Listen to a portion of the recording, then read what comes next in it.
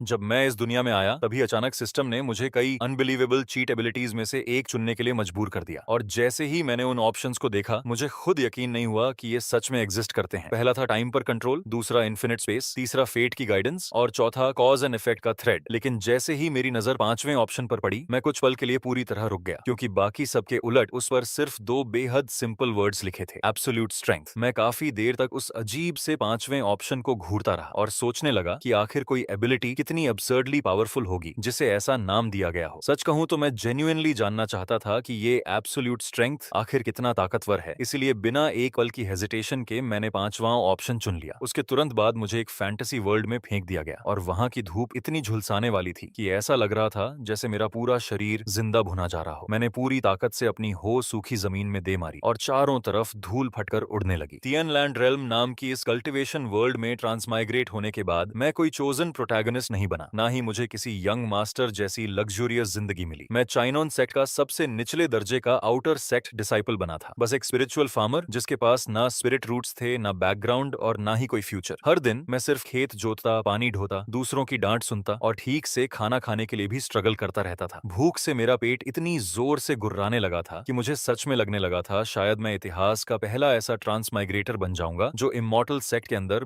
भूख से मर जाएगा। लेकिन तभी अचानक मेरे दिमाग के अंदर एक ठंडी मैकेनिकल आवाज गूंजी, host's extreme desire to survive has been detected, connecting to the absolute strength system, connection successful, distributing newbie gift pack, please select one of the 5 supreme laws as your starting talent. अगले ही पल पूरी दुनिया freeze हो गई, हवा चलना बंद हो गई, बादल रुक गए, यहाँ तक कि आसमान में उड़ते पक्षी भी ऐसे दिख रहे थे जैसे किसी ने उन्हें हवा में कील ठोकर रोक दिया हो। हवा में उड़ती धूल तक पूरी तरह स्थिर हो चुकी थी। मेरा दिल जोर जोर से धड़कने लगा क्योंकि मुझे पता था ये कोई इल्यूजन नहीं था। जिस चीट का मैं एक ट्रांसमाइग्रेटर होने के नाते इंतजार कर रहा था वो आखिरकार आ चुका था। एक एक करके 5 चमकते हुए लाइट स्फीयर्स मेरे सामने प्रकट हुए। Law of time, control the past and future with a single thought you may reverse the flow of time itself. Law of space, travel across dimensions and throughout the universe in a single step cross oceans of stars. Law of fate, rewrite destiny itself, all living beings shall become your puppets. Law of cause and effect, those touched by it are doomed to certain death. You shall become untouchable by all powers. उनमें से हर एक terrifying special effects और overwhelming pressure से भरा हुआ था। ऐसा लग रहा था जैसे इनमें से कोई भी अकेला पूरी दुनिया को नष्ट कर सकता है। शौक में मेरी आंखें फैल गईं और सच कहूं तो मेरा मन कर रहा था कि आंखें बंद करके रैंडमली कोई भी चुन लूं क्योंकि सब कुछ बहुत ज्यादा इंसेन था। लेकिन तभी मेरा पेट फिर से गुर्राया और उस दयनीय आवाज ने मुझे स्ट्रॉन्गेस्ट एग्जिस्टेंस बनने के सपने से खींचकर सीधा रियलिटी में वापस लापटा। मैंने अपनी धूप से जली हुई काली पड़ चुकी बाहों की तरफ देखा, फिर सामने फैले उस अंतहीन खेत को घूरा जिसे अभी भी जोतना बाकी था और उसी पल मेरे दिमाग में सब कुछ क्रिस्टल क्लियर हो गया। क्या टाइम कंट्रोल करने से खेत जोतने में मदद मिलती? नहीं। क्या स्पेस ट्रैवल करने से पानी ढोना आसान हो जाता? बिल्कुल नहीं। फेट और कार्मा सुनने में कूल लग रहे थे लेकिन इस वक्त मुझे किसी कॉस्मिक प्रिंसिपल की नहीं बल्कि भरे हुए पेट की जरूरत थी। इसीलिए मैं धीरे धीरे आखिरी ऑप्शन की तरफ मुड़ा। वो बाकी सब में सबसे सिंपल और सबसे कम नोटिसेबल था, बस एक साधारण सफेद लाइट स्फीयर जिसके ऊपर कोई फ्लैशी इफेक्ट तक नहीं था। सिर्फ दो बड़े और सिंपल वर्ड्स, एब्सोल्यूट स्ट्रेंथ। मेरी आंखें तुरंत चमक उठी। एब्सोल्यूट स्ट्रेंथ अच्छी थी, बहुत अच्छी। अगर मेरे पास इनफ स्ट्रेंथ हो तो हो का एक स्विंग पूरा बड़ा खेत जोत सकता था। मैं 2 एक्स्ट्रा बकेट्स पानी उठा सकता था। स्पिरिट राइस की हार्वेस्ट बेहतर होती तो मैं ज्यादा स्पिरिट स्टोन्स कमा सकता था और ज्यादा स्पिरिट स्टोन्स मिलते तो आखिरकार स्टीम्ड बन्स खरीद कर पेट भर सकता था। टाइम, स्पेस, फेट, कर्म, इनमें से कुछ भी मेरे लिए मायने नहीं रखता था। मैंने बिना हिचकिचाए कहा, I choose the 5th option, absolute strength. Mechanical voice ने तुरंत जवाब दिया, host selection complete. True greatness lies within simplicity. Strength is the foundation of all things. Congratulations, host, for reaching the origin of power. All system functions are now being transferred, beginning self-installation. We hope you enjoy your meal. मैं अभी react भी नहीं कर पाया था कि अचानक एक गर्म लहर मेरे पूरे शरीर में फैल गई और फिर वो रोबोटिक आवाज ऐसे गायब हो गई जैसे वो कभी थी ही नहीं। मेरे आसपास की जमी हुई दुनिया फिर से चलने लगी, कीड़ों की आवाज वापस आ गई, हवा फिर बहने लगी। मैं काफी देर तक वहीं चुपचाप खड़ा रहा, पूरी तरह स्टैंड। सच कहूं तो मुझे लगा मेरे साथ स्कैम हो गया है। रुकिए, बस इतना ही? दूसरे लोगों के सिस्टम्स में लॉटरीज होती हैं, एक्सचेंज शॉप्स होती हैं, डेली साइन इन्स होते हैं, कम से कम कोई कस्टमर सर्विस तो होती है, लेकिन मेरा सिस्टम कमाल है। एक ऑप्शन चुनवाया और फिर तुरंत गायब हो गया, आफ्टर सेल्स सपोर्ट तक नहीं छोड़ा। मैं अभी अपनी फ्रस्ट्रेशन दबाने की कोशिश ही कर रहा था कि तभी पास से एक तीखी मॉकिंग आवाज सुनाई दी, अरे ये लिनफन नहीं है? चिनोन सेट का महान आलसी निकम्मा अपनी स्पिरिट राइस की देखभाल क्यों नहीं कर रहा? ऐसे बैठा है जैसे मरने का इंतजार कर रहा हो। जो आदमी आया था उसका नाम डिकन ले था, आउटर सेक्ट का मैनेजर, एक बेहया साइकोफेंट जो सिर्फ बूटलिकिंग करके अपनी पोजीशन तक पहुंचा था। उसका सबसे पसंदीदा काम था हम जैसे लोली स्पिरिचुअल फार्मर्स को परेशान करना जिनके पास ना बैकिंग थी ना कनेक्शंस। वो राइस फील्ड के किनारे चलता हुआ आया और मेरी लगभग मर चुकी स्पिरिट राइस पर नजर डालते ही उसके चेहरे पर डिस्गस्ट भरी एक्सप्रेशन आ गई। फिर उसने अपना पैर उठाया और उस पानी की बकेट को लात मारकर गिरा दिया जिसे मैं अभी अभी भरकर लाया था। वो बकेट जोर से जमीन पर गिर गई और जो पानी मैं 2 पहाड़ दूर से इतनी मेहनत करके लाया था वो पल भर में सूखी धरती पर फैल गया और झुलसाती गर्मी में तुरंत भाप बनकर उड़ने लगा। मेरे हाथ इतनी जोर से भींच गए कि नाखून लगभग हथेली में धंसने लगे। वो पानी मैं अपने हाथों से उठाकर यहाँ तक लाया था, लेकिन डिकिनले ने ऐसे व्यवहार किया जैसे उसे मेरे चेहरे पर दिख रहा गुस्सा दिखाई ही नहीं दे रहा हो। उसने धीरे से अपनी रोब में से एक लो ग्रेड स्पिरिट स्टोन निकाला, उसे मेरी आंखों के सामने लहराया और फिर कैजुअली वापस अपनी स्लीव में डाल लिया। उसके बाद वो तिरस्कार से हंसते हुए बोला, इस महीने तुम्हारी फसल यहाँ सबसे खराब है। सेक्ट रूल्स के हिसाब से तुम्हारी पेमेंट कम कर दी जाएगी। तुम्हारे जैसे लेजी ट्रैश को अपनी औकात पता होनी चाहिए। स्पिरिट राइस तक ठीक से नहीं उगा सकता और कल्टीवेशन के सपने देखता है, वो फैंटेसी अगले जन्म के लिए बचा कर रख। उसकी बातें सुनते ही मेरे सीने में गुस्से की आग भड़क उठी, लेकिन जैसे ही मैंने उसके पीछे खड़े लैकीज को देखा जिनकी कल्टीवेशन मुझसे कहीं ज्यादा थी, मैं बस मजबूरी में सब सह गया। डिकिनले संतुष्टि से सूंघते हुए अपने आदमियों के साथ वापस मुड़ गया और जाते जाते बड़बड़ाया, स्पिरिट रूट्स के बिना एक मॉर्टल अभी भी सोचता है कि वो इमॉर्टल सेक्ट में रहने लायक है। उनके पूरी तरह गायब होने के बाद ही मैंने लंबी सांस छोड़ी और बकेट उठाने के लिए नीचे झुका। जैसे ही मैंने हाथ जमीन की तरफ बढ़ाया, मेरी उंगलियां मिट्टी में दबे काले आयरन ओर के एक टुकड़े से टकराईं। मैंने इंस्टिंक्टिवली उसे उठाया, सोचते हुए कि बस किनारे फेंक दूंगा। वो ओआर अपनी अब्सर्ड हार्डनेस के लिए फेमस था। इनर सेक्ट डिसाइपल्स की फ्लाइंग सोर्ड्स तक उस पर निशान छोड़ने में स्ट्रगल करती थी, लेकिन जैसे ही मैंने हल्का सा दबाव डाला, एक धीमी क्रैकिंग साउंड गूंजी और मुट्ठी जितना बड़ा वो ब्लैक आयरन ओर मेरी उंगलियों के बीच तुरंत टूटकर बारीक पाउडर बन गया, बिल्कुल काली राख की तरह। वो धूल मेरी उंगलियों के गैप से फिसलती हुई जमीन पर बिखर गई। मैं पूरी तरह फ्रीज हो गया। काफी देर तक मैं हिल भी नहीं पाया। हल्की हवा चली और उस काले पाउडर को मिट्टी पर फैला दिया, जबकि मैं खाली नजरों से अपने हाथों को और फिर नीचे पड़ी धूल को देखता रहा। उस वक्त मेरे दिमाग में सिर्फ एक ही ख्याल था, ये एब्सोल्यूट स्ट्रेंथ शायद मेरी सोच से कहीं ज्यादा टेरिफाइंग थी। अगले 3 महीनों में मैंने धीरे धीरे महसूस किया कि मेरा टैलेंट मेरी कल्पना से कहीं ज्यादा अजीब था। ये कोई टेम्परेरी बस्ट ऑफ पावर नहीं था, ये एंडलेस ग्रोथ थी। हर पल मैं स्ट्रॉन्गर होता जा रहा था, खाते वक्त स्ट्रॉन्गर, खेती करते वक्त स्ट्रॉन्गर, यहाँ तक कि सांस लेते हुए भी स्ट्रॉन्गर। जो आयरन हो पहले सैकड़ों पाउंड्स भारी लगती थी, अब मेरे हाथों में भूसे से भी हल्की महसूस होती थी। मैं एक हाथ से पानी के बड़े बड़े जार्स उठाकर आराम से चलता था, न पसीना आता था न सांस फूलती थी। और स्टार स्पिरिट फील्ड्स जोतने की मेरी स्पीड तो डाउनराइट टेरिफाइंग हो चुकी थी। जो काम बाकी डिसाइपल्स को पूरा करने में 3 दिन लगते, मैं उसे आधे दिन से भी कम में खत्म कर देता। बस एक चीज कभी नहीं बदली, मेरे शरीर में अब भी स्पिरिचुअल एनर्जी का नामो निशान नहीं था। इसीलिए बाकी सबकी नजरों में मैं अब भी वही insignificant outer sect spiritual farmer था। और सच कहूं तो मुझे उससे कोई दिक्कत नहीं थी। मेरे लिए सिर्फ स्ट्रॉन्गर होना ही काफी था। इमॉर्टल बनना या ना बनना उससे कहीं बाद की बात ही, पहले पेट भरने लायक खाना होना जरूरी था। 3 महीने बाद मैं खेत के किनारे चुपचाप खड़ा सुनहरी स्पिरिट राइस को हवा में लहराते हुए देख रहा था और खुद को मुस्कुराने से रोक नहीं पा रहा था। हर दाना भारी और भरा हुआ था, उसके ऊपर हल्की स्पिरिचुअल लाइट चमक रही थी और चावल की खुशबू हवा में फैल रही थी। ये वही हार्वेस्ट थी जिसके लिए मैंने पिछले 3 महीने जान लगाकर मेहनत की थी। मेरे हिसाब से इसे आराम से 100 से ज्यादा लो ग्रेड स्पिरिट स्टोन्स में बदला जा सकता था। जिस दिन मुझे वो पैसे मिलते, उस दिन ना सिर्फ मैं फाइनली स्टीम्ड बन्स खा पाता, बल्कि शायद एक पूरी बोल नूडल्स भी ऑर्डर कर सकता था। मैं खेत के पास बैठकर राइस स्टॉक्स को उंगलियों से धीरे धीरे रगड़ते हुए सोच रहा था कि सबसे पहले क्या खाऊंगा। लेकिन तभी अचानक आसमान में ऐसा डेफनिंग थंडर फटा जैसे खुद स्वर्ग 2 हिस्सों में टूट गया हो। मैंने इंस्टिंक्टिवली ऊपर देखा और पाया कि जो आसमान अभी साफ था वो पल भर में अंधेरे से भर गया। काले स्टॉर्म क्लाउड्स हिंसक तरीके से घूम रहे थे और पर्पल लाइटनिंग पूरे आकाश को चीर रही थी। एक काली और एक नीली लाइट स्ट्रीम जमीन से 10,000 मीटर ऊपर आपस में टकरा रही थी और हर कोलिजन इतना भयानक एक्सप्लोजन पैदा कर रहा था कि पूरा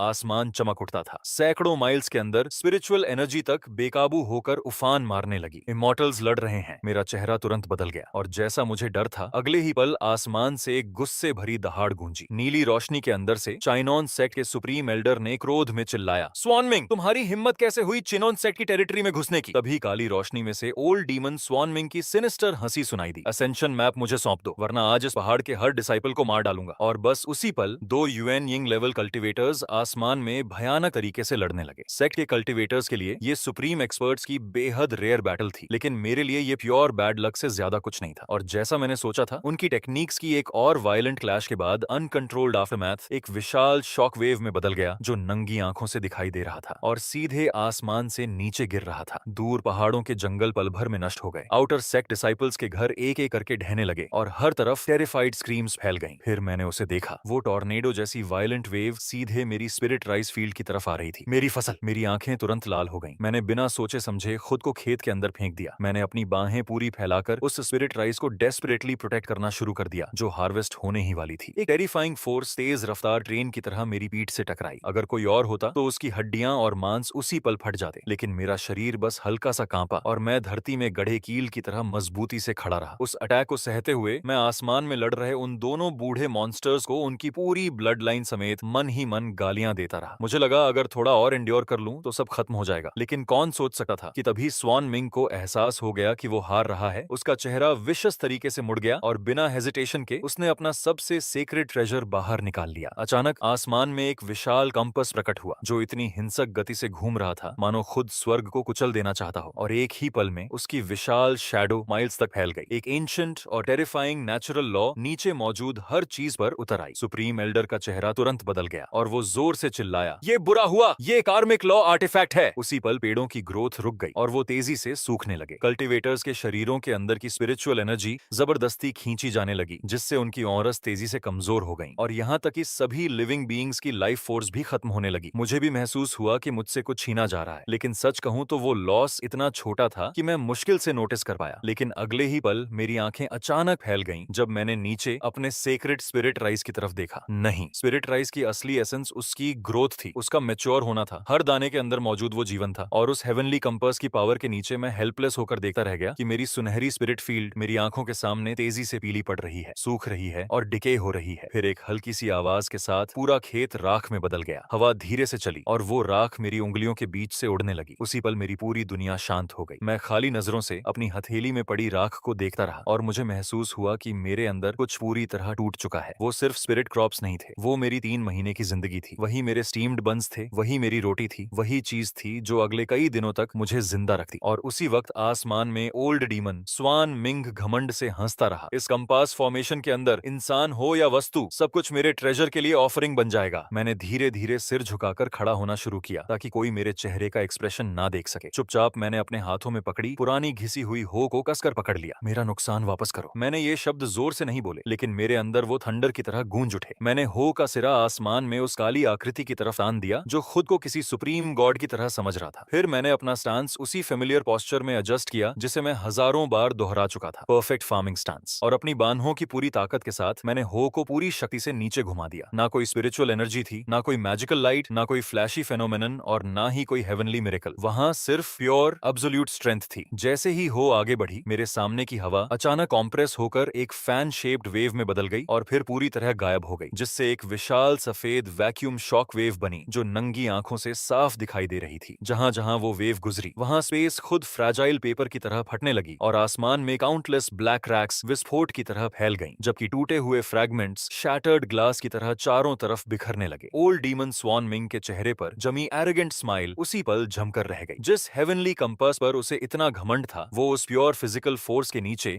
एक ब्लिंक तक सरवाइव नहीं कर पाया और कान फाड़ देने वाली आवाज के साथ एक्सप्लोड होकर काउंटलेस स्पिरिचुअल लाइट फ्रैगमेंट्स में टूट गया। स्वान मिंग ने तुरंत खून उगला और उसके चेहरे पर एब्सोल्यूट हॉरर भर गया। इम्पॉसिबल, ये कैसी पावर है? वो अपनी बात पूरी भी नहीं कर पाया क्योंकि स्पेस को चीर देने वाली वो शक्ति उसे पूरी तरह निगल चुकी थी। ना कोई एक्सप्लोजन हुआ, ना कोई स्क्रीम। उसके पीछे खड़े विशाल पहाड़ के आधे हिस्से समेत उसका शरीर धूल से भी बारीक पार्टिकल्स में पीस दिया गया और इस दुनिया से पूरी तरह इरेज हो गया। मरने से पहले उसके दिमाग में सिर्फ एक आखिरी थॉट बची थी, ओवरवेलमिंग फियर और कंफ्यूजन से भरी हुई, जो आसमान में गूंज उठी। ये कौन सा सुप्रीम लॉ है? मैं टूटे हुए खेत के पास चुपचाप खड़ा रहा, जबकि मेरे हाथों में पकड़ी हो अचानक जोरदार क्रैक के साथ बीच से टूट गई। मैंने उस पहाड़ की तरफ देखा जो एकदम साफ तरीके से बीच से कट चुका था। उसका कट इतना स्मूथ था जैसे पॉलिश्ड ग्लास हो। फिर मैंने कैजुअली अपना सिर खुजलाया, टूटी हुई हो को किनारे फेंका और बड़बड़ाया, कौन सा लॉ? यहाँ कोई लॉ नहीं है, ये तो बस प्योर फोर्स है। इतना कहने के बाद मेरी आसमान की तरफ देखने में बिल्कुल भी दिलचस्पी नहीं बची। मैंने सिर नीचे किया और वापस रूइंड फील्ड की तरफ लौट गया। बिखरी हुई राख के बीच मैं काफी देर तक अफसोस के साथ तलाश करता रहा और आखिरकार हर जगह खोदने के बाद मुझे स्पिरिट राइस की सिर्फ आधी जली हुई एक स्टॉक मिली जो पूरी तरह राख नहीं बनी थी। मैंने थकी हुई लंबी सांस छोड़ी और उस दयनीय आधे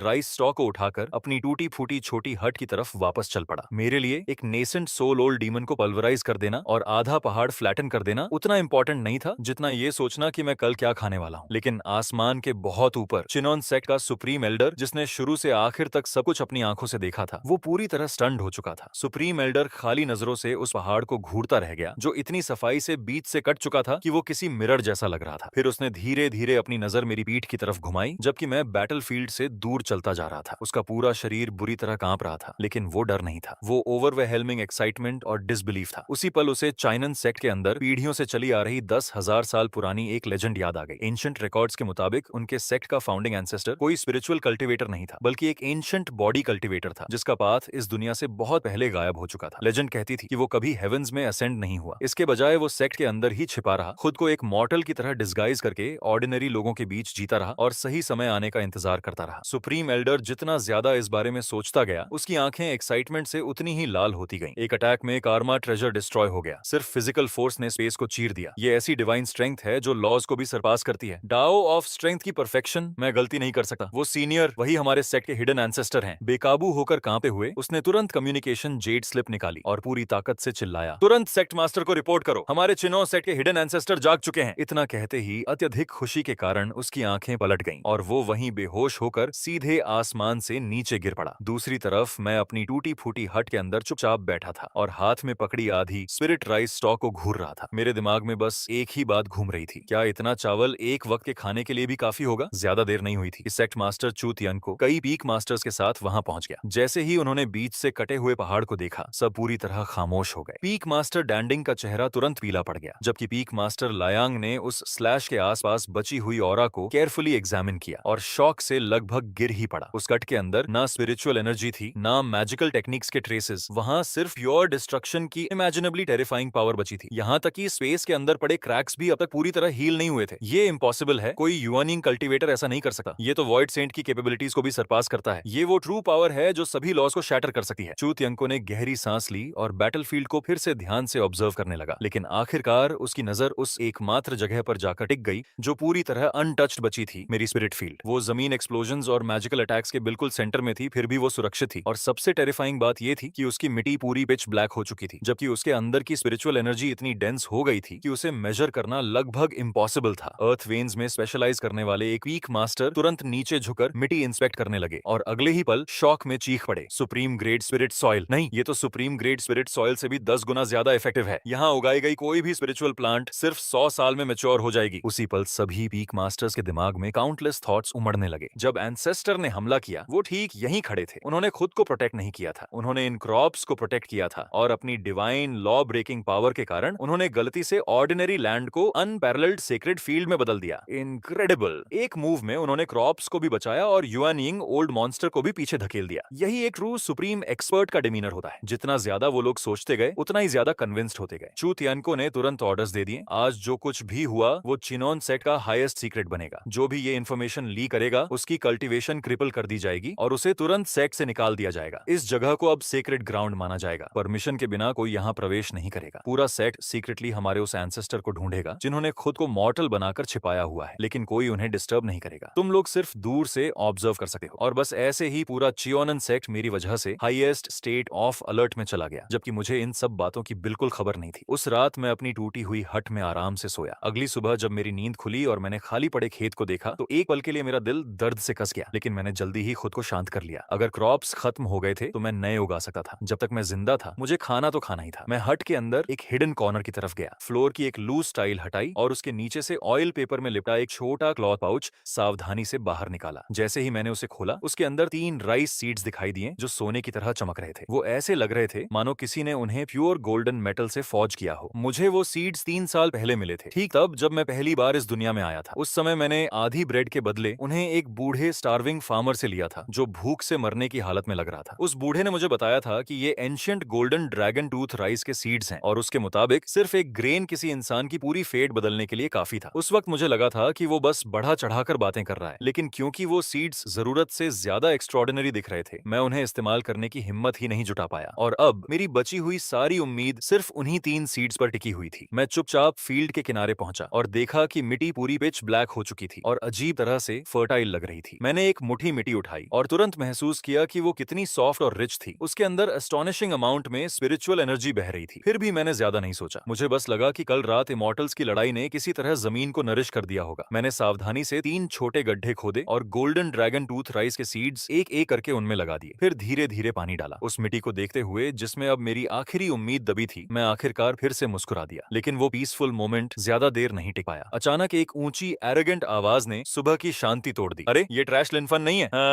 लगता है तू किसी तरह कल बच ही गया। मैंने सिर उठाया और तुरंत वांग तेंग को अपनी तरफ आते देखा। वो डिकन ले का नेफ्यू था और अपने अंकल की इन्फ्लुएंस और अर्ली फाउंडेशन एस्टेब्लिशमेंट कल्टीवेशन की वजह से आउटर सेक्ट में हर किसी को बुली करता फिरता था। उसके पीछे लैकीज का पूरा ग्रुप चल रहा था। लेकिन जैसे ही वो करीब आया, सबसे पहले उसकी नजर मुझ पर नहीं पड़ी, बल्कि मेरे पैरों के नीचे की ब्लैक स्पिरिचुअल सॉइल पर पड़ी। उसकी आंखें तुरंत ग्रीड से चमक उठी। क्या इनक्रेडिबल लैंड है। फिर वो जोर से हंसा और कैजुअली आधा स्पिरिट स्टोन मेरी तरफ फेंक दिया। टू वर्थलेस ट्रैश, ये जमीन अब मेरी है। वो आधा स्पिरिट स्टोन तेरी कॉम्पेंसेशन है, अब दफा हो जा। मैंने जमीन पर पड़े स्पिरिट स्टोन की तरफ देखा तक नहीं। मैंने शांत आवाज में कहा, सीनियर ब्रदर वांग, ये फील्ड सेक्ट ने मुझे असाइन की है और मैंने अभी यहाँ सीड्स लगाए हैं। सीड्स? वांग तेंग ठंडी हंसी हंसा और सीधे मिट्टी पर पैर रख दिया। फिर उसने जानबूझकर अपनी एड़ी पूरी ताकत से 2 बार घुमाई। जब उसने पैर उठाया, उसकी जूती के नीचे चमकता हुआ गोल्डन रंग चिपका हुआ था। मेरा golden dragon tooth rice seed पूरी तरह कुचला जा चुका था। मेरा पूरा शरीर उसी पल फ्रीज हो गया। लेकिन वांग तेंग अभी भी संतुष्ट नहीं था। उसने नीचे मेरी तरफ देखा और क्रूअल एरोगेंट ग्रिन के साथ बोला, तेरे जैसे मर्टल को लगता है कि वो ऐसे ट्रेजर डिजर्व करता है? तेरे सीड को क्रश करना तेरे ऊपर एहसान है। अब अपना गार्बेज उठा और मेरी नजरों से गायब हो जा। मैं धीरे धीरे खड़ा हुआ और अपने हाथों से मिट्टी झाड़ दी। मेरे चेहरे पर ना गुस्सा था, ना डर। मैं बिल्कुल शांत था, जैसे स्थिर पानी। फिर मैंने सिर उठाया, उसकी जूती के नीचे लगे गोल्डन स्टेन को देखा और धीरे से पूछा, तुझे पता भी है वो सीड कितना वैल्यूएबल था? मैंने उसे 3 साल तक बचाकर रखा था। जैसे ही हमारी आंखें मिली, वांग तेंग अचानक किसी वजह से नर्वस हो गया। लेकिन अगले ही पल वो नर्वसनेस एम्बैरेसमेंट और रेज में बदल गई। उसने तुरंत अपनी लॉन्ग स्वॉर्ड निकाली और उसकी ब्लेड से ब्लेजिंग फ्लेम्स फूट पड़ी। क्या तू बस एक मर्टल है? क्या सच में मेरे जैसे कल्टीवेटर से लड़ने की सोच रहा है? उसके पीछे खड़े लैकीज तुरंत एक्साइटेड हो गए। ये ब्लेजिंग सोर्ड टेक्निक है, वो इडियट मर गया। जलती हुई सोर्ड ऑरा सीधे मेरी तरफ दौड़ी। मैंने हल्का सा भौं सिकोड़ ली। वो मेरे चेहरे पर थोड़ी गर्म महसूस हो रही थी, इसीलिए मैंने कैजुअली अपना दायां हाथ उठाया और हल्के से वांग तेंग के एरोगेंट चेहरे की तरफ थप्पड़ मार दिया। मेरा मूवमेंट पावरफुल भी नहीं लग रहा था। ऐसा लग रहा था जैसे मैं बस कोई अनोइंग फ्लाई हटा रहा हूं। लेकिन जैसे ही मेरी हथेली आगे बढ़ी, उसके सामने की हवा हिंसक तरीके से कंप्रेस हो गई और एक visible white crescent shaped pressure wall बन गई। वांग तेंग की इंप्रेसिव दिखने वाली सोर्ड ऑरा उससे टकराई भी नहीं और बिना आवाज किए तुरंत गायब हो गई। उसके चेहरे पर जमी ग्रिन पूरी तरह फ्रीज हो गई। फिर अगला पल आया, थप्पड़। वो आवाज इतनी जोरदार और क्रिस्प थी कि ऐसा लगा जैसे आसमान में थंडर क्लैप हट गया हो। पूरा आउटर सेट एक पल के लिए शांत हो गया। जैसे ही मेरी हथेली वांग तेंग के चेहरे से टकराई, उसके शरीर पर ऐसी वेट उतरी जो समझ से परे थी और अगले ही पल एक टेरिफाइंग और इंडिस्क्राइबल फोर्स उसके पूरे शरीर में फट पड़ी। एक circular white sonic boom cloud बाहर की तरफ एक्सप्लोड हुआ और उसके पीछे खड़े सभी डिसिपल्स हवा में उछल गए, जबकि वांग तेंग खुद चीखने तक का मौका नहीं पा सका और सफेद स्मोक ट्रेल छोड़ता हुआ आसमान में एक टाइनी ब्लैक डॉट बन गया। उसने साउंड बैरियर तोड़ दिया और सीधा च्योन सेट के इनर सेट की दिशा में उड़ गया। आसपास के डिसाइपल्स कंफ्यूजन में जमीन पर गिरे पड़े थे और जब वो किसी तरह वापस खड़े हुए तो आसमान और मेरे बीच खाली नजरों से देखते रह गए, जैसे उन्होंने कोई घोस्ट देख लिया हो। काफी देर बाद एक कांपते हुए डिसाइपल ने आखिर पूछा, अभी जो चीज उड़कर गई वो आखिर थी क्या? किसी ने उसे जवाब नहीं दिया। मैंने बस हल्के से अपना हाथ झटका, जैसे कोई गंदी चीज साफ कर रहा हूँ। फिर मुड़कर वापस नीचे बैठ गया। मैंने सावधानी से कीचड़ में दबे golden dragon tooth rice seed के बचे हुए आधे हिस्से को बाहर निकाला। उसकी गोल्डन एसेंस पहले ही मिट्टी में मिल चुकी थी और उसके अंदर लगभग कोई लाइफ नहीं बची थी। मैंने एक लंबी सांस छोड़ी, लेकिन फिर भी उसे ध्यान से दोबारा लगा दिया। चलो बस कोशिश करते हैं, शायद किसी तरह बच जाए। मेरे लिए वो आधा मरा हुआ सीड जिंदा रहेगा या नहीं, ये सीनियर ब्रदर वांग तेंग को आसमान के पार उड़ा देने से कहीं ज्यादा इंपॉर्टेंट था। दूसरी तरफ चिनोन सेक्ट के मेन डिस्कशन हॉल में सेक्ट मास्टर चू थियांको और बाकी पीक मास्टर्स अभी भी हिडन एंसेस्टर के बारे में चर्चा कर रहे थे। एंसेस्ट्रल लैंड को तुरंत फॉरबिडन टेरिटरी डिक्लेयर करना होगा। गोल्डन कोर एल्डर्स को शिफ्ट्स में वहां गार्ड पर भेजो। एंसेस्टर की सीक्रेटली सर्च जारी रखो, लेकिन उनकी मॉर्टल वर्ल्ड कल्टीवेशन को बिल्कुल डिस्टर्ब मत करना। वो लोग अभी बात ही कर रहे थे कि अचानक हॉल के बीचों बीच एक टेरिफाइंग क्रैश हुआ, जिससे पूरी बिल्डिंग जोर से कांप उठी। ऊपर से धूल बरसने लगी और हर एल्डर तुरंत अलर्ट हो गया, जैसे कोई पावरफुल एनिमी आ पहुंचा हो। सभी के शरीरों से स्पिरिचुअल एनर्जी एक साथ फूट पड़ी, लेकिन जैसे ही उन्होंने देखा कि हुआ क्या है, सब पूरी तरह फ्रीज हो गए। हॉल के बीचों बीच कार्व्ड ट्विन ड्रैगन से लिपटे विशाल ड्रैगन पिलर के अंदर गहराई तक धंसा हुआ एक इंसान था। वांग तेंग के हाथ और पैर अब भी पूरी तरह फैले हुए थे और उसका शरीर उस विशाल ड्रैगन पिलर में ऐसे धंसा हुआ था जैसे किसी ने उसे अनइमेजिनेबल फोर्स से वहां फेंक दिया हो। उसके शरीर की सारी मेरिडियंस पहले ही टूट चुकी थीं और उसकी सांसें लगातार कमजोर होती जा रही थीं। लोग उसे सिर्फ उसके कपड़ों की वजह से पहचान पा रहे थे। जैसे ही पनिशमेंट एल्डर जू वूजी ने उसे देखा, उसका चेहरा तुरंत गुस्से से विकृत हो गया। एक गोल्डन कोर कल्टीवेटर होने के नाते उसने तुरंत अपनी डिवाइन सेंस फैलाई और अटैक के सोर्स को ट्रेस करते हुए 10 माइल्स दूर तक पहुंच गया, सीधे उसी स्पिरिट फील्ड तक जिसे सेक्ट ने अभी अभी सीक्रेटली एंसेस्ट्रल लैंड डिक्लेयर किया था। अगले ही पल जू वूजी की फ्यूरियस रोअर पूरे आउटर सेक्ट में गूंज उठी। किसकी हिम्मत हुई, किस हरामी ने मेरे न्यूफ्यू को इस हालत में पहुंचाया, आज उसकी सोल को धूल बना दूंगा। उसकी आवाज खत्म भी नहीं हुई थी कि वो मॉन्स्ट्रस किलिंग इंटेंट से भरी गोल्डन लाइट में बदल गया और सीधे मेरी छोटी हट की तरफ उड़ पड़ा। उस वक्त मैं अभी अभी आधे मरे हुए सीड को पानी देकर खत्म हुआ था। जैसे ही मैंने आसमान से आती फ्यूरियस रोर सुनी, मेरे माथे की नसें जोर से फड़क उठी। मैंने ऊपर आती गोल्डन लाइट की तरफ देखा और अचानक सिरदर्द महसूस होने लगा। अब एक और क्यों आ गया? मैंने हाथों से मिट्टी झाड़ी और गहरी भौहें सिकोड़ ली। क्या इस जगह कोई इंसान शांति से फार्मिंग भी नहीं कर सकता? बूम!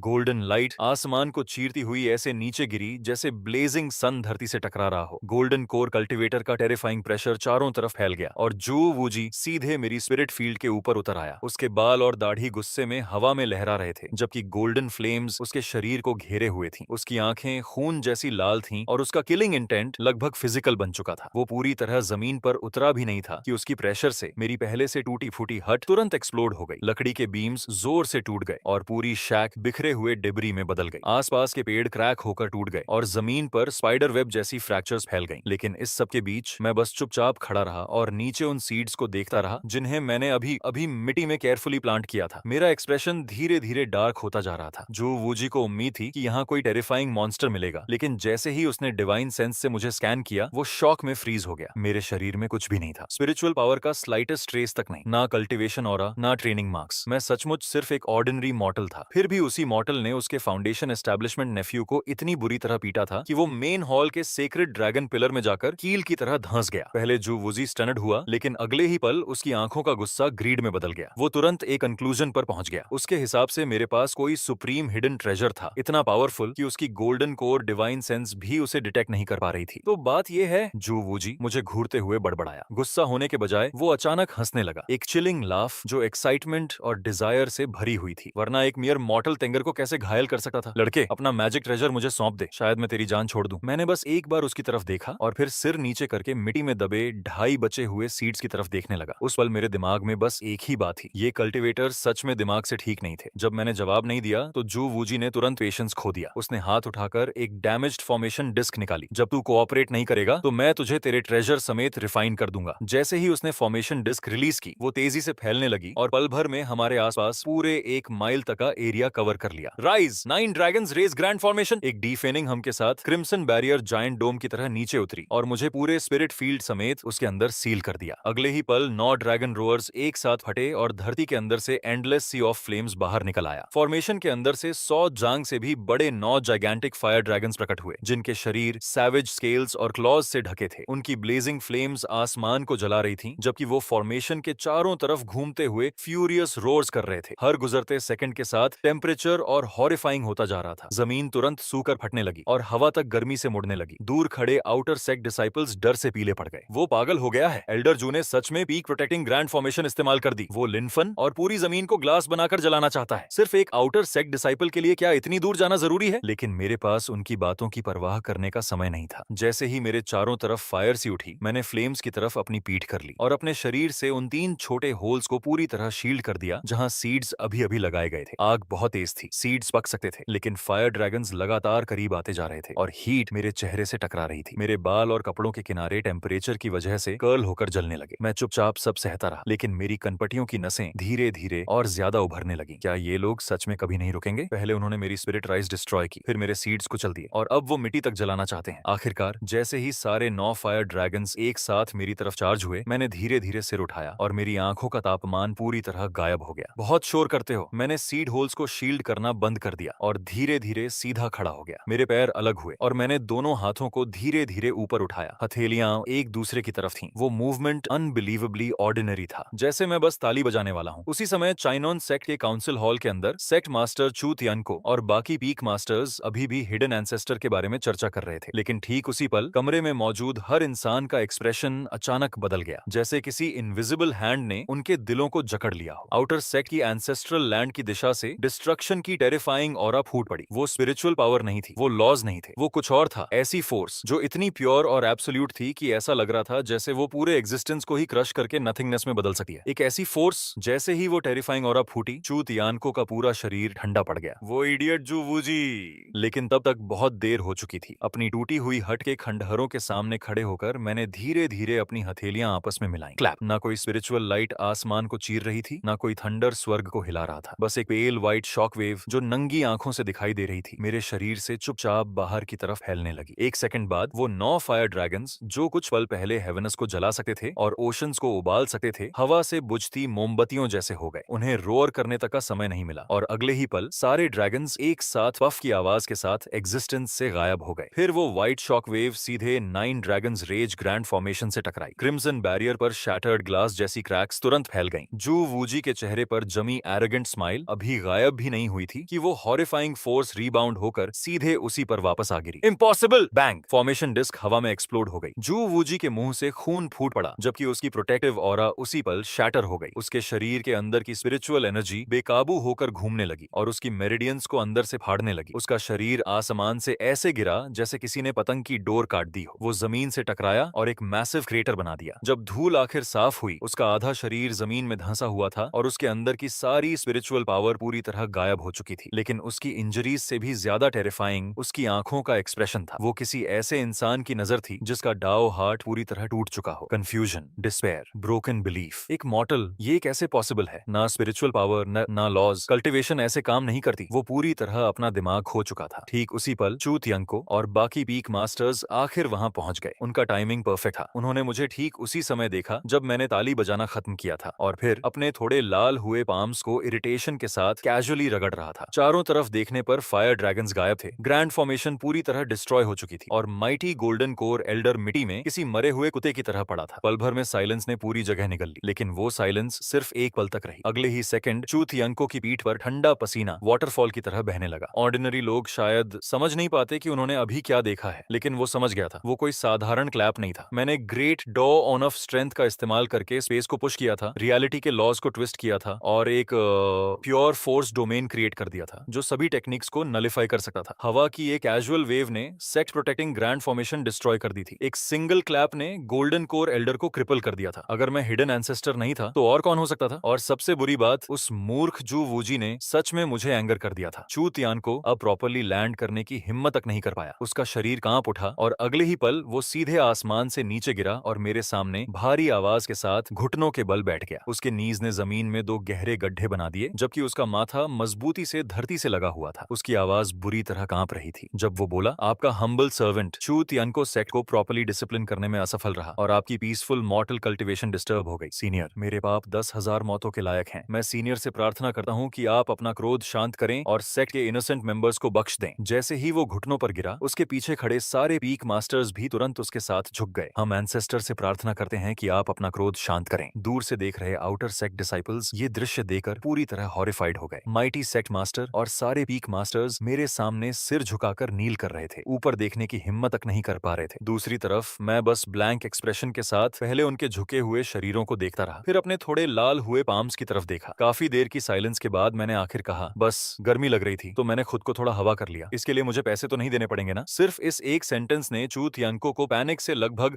अपना माथा फोड़ लेने पर मजबूर कर दिया। नहीं, बिल्कुल नहीं, हम ऐसी हिम्मत कभी नहीं करेंगे। जो वूजी अंधा और एरोगेंट था, उसकी मौत भी उसके क्राइम का प्रायश्चित नहीं कर सकती। फिर इस डर से कि कहीं मैं अभी भी एंग्री ना हो जाऊं, उसने तुरंत अपना सबसे बड़ा ट्रेजर ऑफर कर दिया। सीनियर, अगर आप सेक्ट के अंदर रहना चाहते हैं तो मैं इनर सेक्ट का चेनी स्पिरिट रेल्म आपको ऑफर करने को तैयार हूं। वहां पूरे चाइनोन सेक्ट की हाईएस्ट ग्रेड स्पिरिचुअल लैंड मौजूद है। वायोलेट गोल्ड स्पिरिट सॉइल, उसे 10,000 ईयर स्पिरिट स्प्रिंग ने नॉरिश किया है और वहां की स्पिरिचुअल एनर्जी ऑर्डिनरी लैंड से 100 गुना ज्यादा डेंस है। इसके अलावा सेक्ट ए आपके फूड और लॉजिंग का पूरा इंतजाम करेगा। मैं गारंटी देता हूं कि अब कोई भी आपकी मॉर्टल कल्टिवेशन डिस्टर्ब नहीं करेगा। सीनियर, मैं शुरुआत में मना करने वाला था, लेकिन जैसे ही मैंने highest grade spiritual land, 10,000 year spirit spring और फूड एंड लॉजिंग इंक्लूडेड वाले वर्ड्स सुने, मेरी आंखें तुरंत चमक उठी। गुड लैंड का मतलब गुड हार्वेस्ट्स और गुड हार्वेस्ट्स का मतलब ज्यादा खाना। मेरे चेहरे पर तुरंत सिंपल स्माइल आ गई और मैंने चू तियानको के शोल्डर पर हाथ थपथपा दिया। तुम्हें शुरू में ही ये बोल देना चाहिए था, तुम इतने भी बुरे नहीं हो। और बस ऐसे ही उन स्टंडेड डिसिपल्स की नजरों के सामने, जिन्हें लग रहा था कि वो सपना देख रहे हैं, मैं अपनी टूटी हुई हो उठाकर ओवरली रिस्पेक्टफुल सेक्ट मास्टर के पीछे पीछे इनर सेक्ट की तरफ चला गया। उसी दिन से चेनॉन सेक्ट की फेट पूरी तरह बदल गई। चेनी स्पिरिट रियलम बादलों के समुद्र के ऊपर तैरता था और पूरे चियोनन सेक्ट के स्पिरिचुअल वेन कोर की तरह काम करता था। जैसे ही मैंने उसके अंदर कदम रखा, मैं वहीं फ्रीज हो गया। मेरे पैरों के नीचे की जमीन सॉफ्ट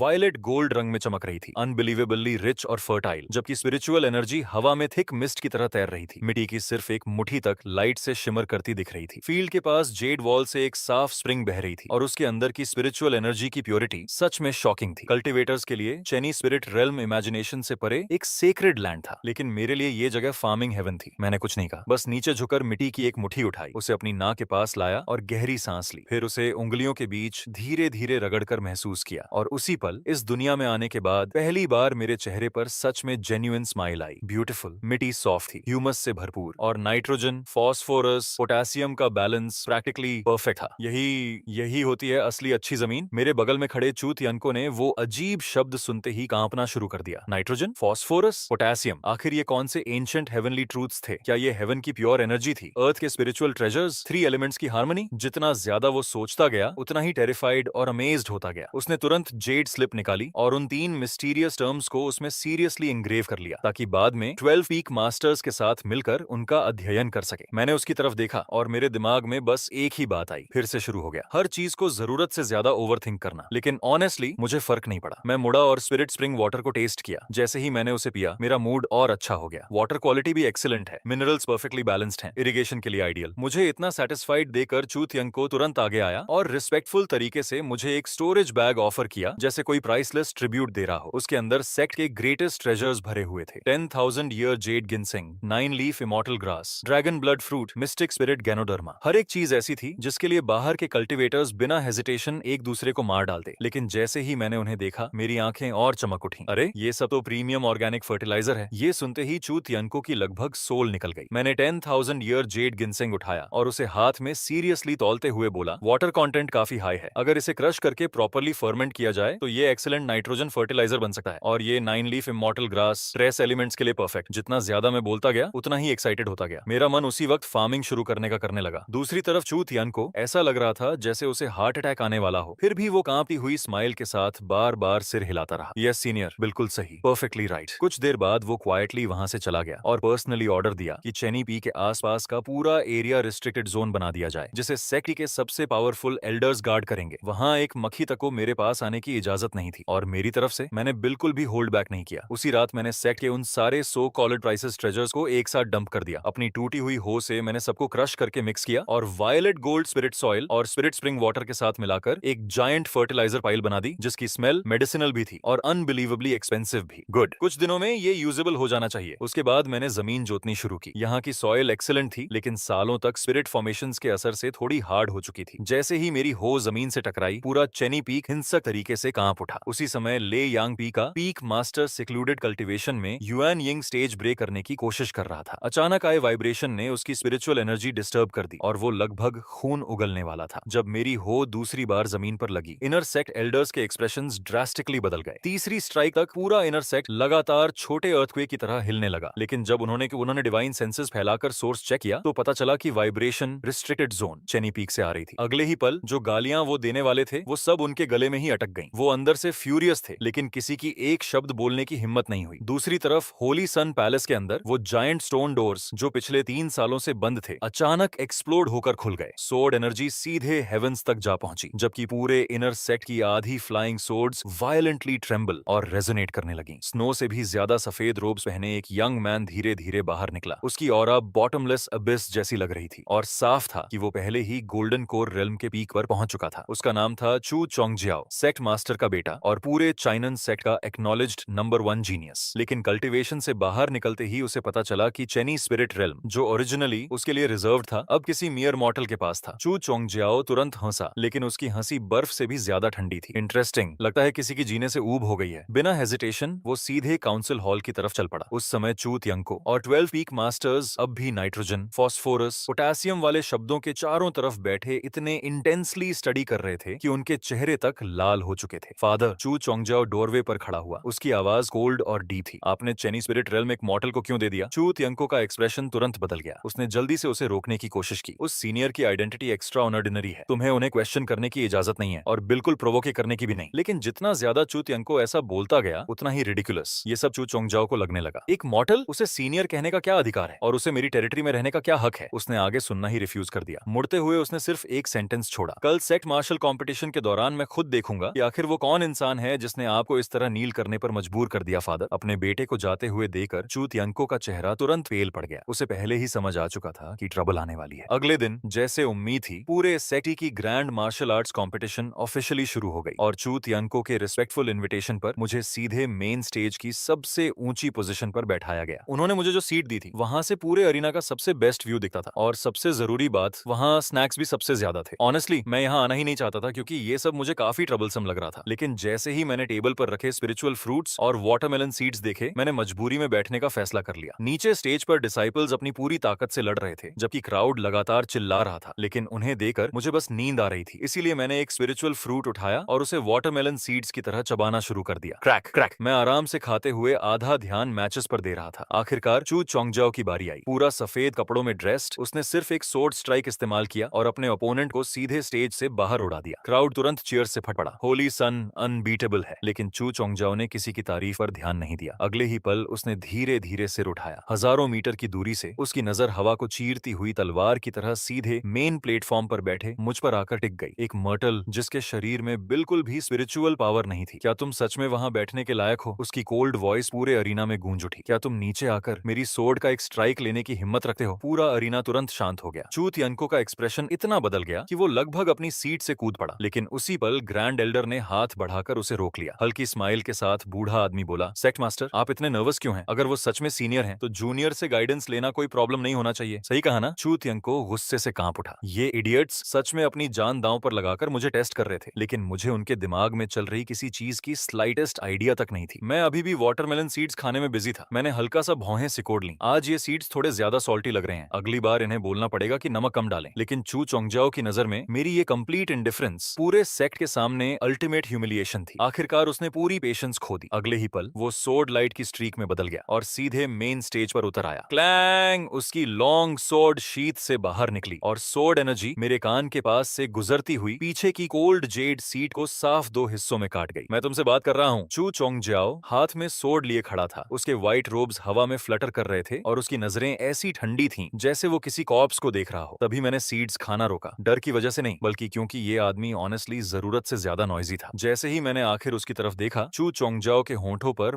मॉकिंग स्माइल आ गई। फिर उसने अपनी golden core great completion cultivation और सोर्ड डाओ प्रिंसिपल्स का पूरा प्रेशर अनलीश कर दिया। तुम्हें ऑनर्ड फील करना चाहिए कि तुम मेरी फैंटम सोर्ड डाओ के नीचे हारोगे। उसके बोलते ही उसका फिगर ब्लर हो गया। एक शैडो 10 बनी, 10 100 बने, 100,000 बन गए। अगले ही इंस्टेंट पूरा स्टेज एंडलेस सोर्ड फैंटम से भर गया, हर एक इतना शार्प कि जैसे सोल्स को काट सकता हो। वो आपस में क्रॉस और लेयर होकर मेरे आसपास की हर एस्केप रूट पूरी तरह सील कर चुके थे। नीचे के डिसाइपल्स शॉक में फ्रीज हो गए, यहाँ तक कि एल्डर्स और पीक मास्टर्स तक पेल पड़ गए। सोर्ड डाओ लॉज, होली सन पहले ही सोर्ड डाओ प्रिंसिपल्स को टच कर चुका है। ये अटैक नेसेंट सोल कल्टिवेटर तक को अवॉइड करना पड़ेगा। लेकिन जहां बाकी सब हॉरिफाइड थे, वहीं मुझे बस आंखों में स्ट्रेन महसूस हो रहा था। उन फ्लैशिंग सोर्ड शैडोज को देखना ऐसा लग रहा था जैसे मैं किसी जायंट डिस्को बॉल को घूर रहा हूँ। सबसे पहले मैंने नीचे सिर झुकाकर अपनी लैब में रखी आधी प्लेट वाटरमेलन सीड्स को केयरफुली प्रोटेक्ट किया ताकि सोर्ड एनर्जी उन्हें उड़ा ना दे। फिर मैंने वापस ऊपर देखा और हेल्पलेस साई छोड़ी। हम सच में एक दूसरे को बिल्कुल नहीं समझ सकते। चू चोंगजाओ काउंटलेस सोर्ड फैंटम्स के बीच प्राउडली खड़ा था। उसकी आवाज आइसी कोल्ड थी। घुटनों पर बैठो, हार मान लो, चेनी स्पिरिट रेल्म छोड़ दो, शायद मैं तुम्हें थोड़ी डिग्निटी छोड़ दूं। ऑनेस्टली अब मुझे उससे आर्ग्यू करने तक में आलस आ रहा था, इसलिए मैंने कैजुअली एक वाटरमेलन सीड शेल कसा से उठाया जिसे मैं अभी खाकर खत्म कर चुका था। वो अभी भी थोड़ा गीला था। मैंने उसे धीरे धीरे अपने थंब और इंडेक्स फिंगर के बीच पकड़ा। फिर मैंने सबसे सिंपल एक्शन किया, मैंने उसे फ्लिक कर दिया। जैसे ही वो टाइनी सीड शेल मेरी उंगलियों से छूटा, उसके आसपास का स्पेस 1 इंच तक हल्का कोलैप्स हो गया। अगले ही पल वो पूरी तरह गायब हो गया। बस एक अनइमेजिनेबली फास्ट स्ट्रीक ऑफ लाइट बची जिसे किसी की कॉन्शियसनेस फॉलो नहीं कर सकती थी। वो हवा को इंस्टेंटली चीरती हुई आगे बढ़ी और रास्ते में आने वाले हर सोर्ड फैंटम के बीच से गुजर गई। जो काउंटलेस सोर्ड शैडोज कुछ पल पहले डैजलिंग लग रही थीं, वो स्ट्री के गुजरते ही बिना आवाज किए एक साथ कोलैप्स हो गईं, जैसे किसी हायर लॉ ने उनकी एग्जिस्टेंस ही इरेज कर दी हो। चू चोंगजाओ के चेहरे पर एरोगेंस अब भी मौजूद थी, लेकिन अब उसमें ओवरवेलमिंग डेंजर भी महसूस हो रहा था। अनफॉर्चुनेटली उसके लिए अब डॉज करने का समय नहीं बचा था, रिएक्ट करने का भी नहीं। अरीना में एक टाइनी साउंड हल्के से गूंजी। वो स्ट्रीक ऑफ लाइट सीधे उसके बंधे हुए बालों से टकराई। फिर अगले ही पल उसके सिर के ऊपर इनडिस्क्राइबेबल फोर्स एक्सप्लोड हुई। उसकी सोर्ड ऑरा बैरियर तुरंत शैटर हो गई। स्टेज पर आने से 10 गुना ज्यादा स्पीड से उसका शरीर पीछे की तरफ ब्लास्ट हुआ। बूम! वो पूरे ट्रेनिंग ग्राउंड के पार उड़ता हुआ हजारों फीट दूर जायंट आयरन क्लिफ वॉल से जा टकराया। उसके व्हाइट रोब्स फट गए जबकि उसके लंबे बाल हवा में बिखर गए। उसके हाथ और पैर ढीले लटक रहे थे और वो वॉल में ऐसे धंसा हुआ था जैसे किसी ने क्रॉक्ड पेंटिंग को जबरदस्ती वहां ठोक दिया हो। माउंटेन विंड में हल्का हल्का हिलता हुआ साइलेंस ने पूरे एरिना को निगल लिया। हर इंसान फ्रीज हो गया था। उन्होंने पहले उस टाइनी फिगर को देखा जो क्लिफ वॉल पर पिनड था, फिर वापस मेरी तरफ देखा जो अब भी कामली स्टेज पर बैठा था। उनके दिमाग पूरी पूरी तरह काम करना बंद कर चुके थे। सबसे पहले आगे भागने वाला खुद ग्रैंड एल्डर था। शॉक और फ्यूरी में वो वॉल की तरफ बढ़ा और चू चोंगजियाओ को बाहर खींचने के लिए हाथ बढ़ाया, लेकिन जैसे ही उसकी उंगलियां उस चीज से टकराईं जिसने चू चोंगजियाओ को पिन किया हुआ था, वो अचानक फ्रीज हो गया, क्योंकि आयरन वॉल में धंसी हुई चीज कोई डिवाइन ट्रेजर या फ्लाइंग सोर्ड नहीं थी। वो एक जली हुई काली वाटरमेलन सीड शैल थी। ग्रैंड एल्डर उस टाइनी वाटरमेलन सीड शैल को ब्लैंक एक्सप्रेशन से देखता रह गया, जबकि उसके चेहरे का गुस्सा धीरे धीरे गायब होकर प्योर टेरर और डिसबिलीफ में बदल गया। यहाँ तक कि उसका वर्ल्ड व्यू भी पूरी तरह टूट चुका था। दूसरी तरफ चू तियानको की तो खुशी से लगभग आंखों में आंसू आ गए। हाँ, यही था। सिर्फ एक वाटरमेलन सीड शैल से मैंने होली सन की स्वॉर्ड डाउ तोड़ दी थी और पीक गोल्डन कोर जीनियस को 1000 फुट आयरन वॉल पर कील की तरह ठोक दिया था। चू थियानको की नजर में यही वो शक्ति थी जो एक सच्चे एंसेस्टर के योग्य थी। उसका गैम्बल सही साबित हुआ था। चाइनन सेक्ट ने अपनी सबसे बड़ी बेट जीत ली थी, लेकिन मेरी तरफ से देखा जाए तो इसमें सेलिब्रेट करने लायक कुछ भी नहीं था। मैंने बस अपने हाथों से क्रश्ड सीड शेल्स झाड़ी और खड़ा हो गया। नीचे केओटिक क्राउड की तरफ इरिटेशन के साथ देखते हुए मैंने फ्लैट वॉइस में कहा, अगली बार मुझे इस तरह के नॉइजी परफॉर्मेंस के लिए मत बुलाना। फिर मैंने अपनी ब्रोकन हो उठाई और मुड़कर चलने लगा। मुझे अभी भी अपनी क्रॉप्स को पानी देना है। लेकिन ठीक उसी पल मैं अचानक रुक गया। सिर्फ मैं ही नहीं, पूरे चाइनन सेक्ट के हर इंसान ने एक साथ अपने शरीर में बोन पियर्सिंग चिल और ओवरवेलमिंग ड्रेड को रेंगते हुए महसूस किया। सबने इंस्टिंक्टिवली आसमान की तरफ देखा। कुछ ही पल पहले का ब्राइट स्काई अब एंडलेस ब्लड रेड क्लाउड से निगल लिया गया था। वो बादल ऐसे चर्न हो रहे थे जैसे खौलता हुआ ब्लड ओशन हो, और उनके अंदर से अनबिलीवेबली थिक डिमोनिक ऑरा और बाउंडलेस रिजेंटमेंट पूरे सेक्ट पर उतर रही थी। फिर क्रिम्सन क्लाउड्स की गहराई से एक डेफनिंग लाफ गूंजी। अगले ही सेकंड बूम, बादल बीच से फट गए। 100 से ज्यादा वॉरशिप्स जो फ्यूज जायंट बोन्स से बनी थीं, धीरे धीरे ब्लड सी के अंदर से बाहर आने लगी, एंडलेस ब्लैक एनर्जी में लिपटी हुई। उन्होंने आसमान और सूरज दोनों को ढक लिया और पूरी दुनिया डार्कनेस में डूब गई। उसके तुरंत बाद मर्डरस इंटेंट से भरी एक आवाज डीमन गॉड की रोर की तरह पूरे चाइनन सेक्ट में गूंज उठी। चिनन सेक्ट के लोगों, मरने की तैयारी कर लो। हमारे सेक्ट मास्टर के आदेश से आज तुम्हारा सेक्ट एग्जिस्टेंस से मिटा दिया जाएगा। ब्लड डीमन सेक्ट ने फुल स्केल इन्वेजन शुरू कर दिया था। जैसे ही वो ब्लड क्लाउड्स उतरी, मुझे उसी पल समझ आ गया कि ये लोग सिर्फ ट्रबल क्रिएट करने नहीं आए थे। एक के बाद एक gigantic bone warships boiling blood sea से बाहर तैरती चली आईं। हर शिप के प्राव पर इनॉर्मस डीमन स्टैच्यूज खड़ी थीं, जो इमोशनलेस नजरों से चाइनन सेक्ट को देख रही थीं, और उनकी हॉलो आईज के अंदर eerie green soul flames flicker कर रही थीं, जैसे स्टार्विंग वुल्व्स हेल्पलेस शीप को देख रहे हो। अगले ही पल ब्लड डीमन सेक्ट ने एक सेकंड भी वेस्ट नहीं किया। बूम, लीड वॉरशिप से कोलैप्सिंग माउंटेन जितनी बड़ी जिगांटिक क्रिम्सन बीएम सीधे चियोनन सेक्ट के गेट्स की तरफ फायर हुई। सेक्ट मास्टर चू तियानको की आंखें रेत से लगभग फट पड़ी। उसने तुरंत पूरे माउंटेन रेंज की प्रोटेक्टिंग ग्रैंड बैरियर एक्टिवेट कर दी। मैसिव ग्रीन लाइट बैरियर आसमान की तरफ उठी और किसी तरह समय रहते सेक्ट गेट्स को कवर कर पाई। लेकिन अटैक के टकराते ही पूरा चाइनन सेक्ट ऐसे कांप उठा जैसे किसी जायंट ने पंच मारा हो। माउंटेन्स ट्रेम्बल करने लगे, धरती क्रैक हो गई। काउंटलेस आउटर सेक्ट डिसाइपल्स सिर्फ शॉक वेव की फोर्स से ही खून उगलकर गिर पड़े। उससे भी बुरी बात, बैरियर की लाइट विजिबली डिम हो गई। फिर ब्लड क्लाउड्स के अंदर से वही कोल्ड लाफ दोबारा गूंजी। ब्लड डीमन सेक्ट ने आखिर अपना ट्रम्प कार्ड रिवील कर दिया। 3000 साल पहले